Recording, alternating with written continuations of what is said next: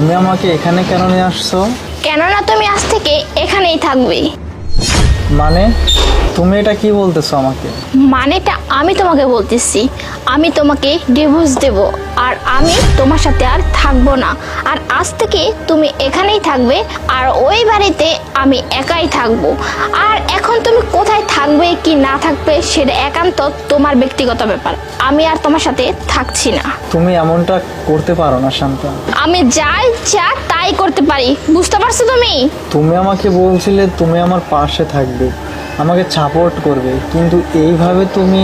আমি তোমাকে বিয়ে করছি শুধুমাত্র টাকার জন্য, আর সাপোর্ট সেটা আমি তোমাকে কোনোদিনও করতে পারবো না। কিন্তু শান্তা। আরে শোনো, ওই বাড়িটা আমার চাই আর ওই বাড়ির আশেপাশে কখনো যাওয়ার চেষ্টাও করবে না।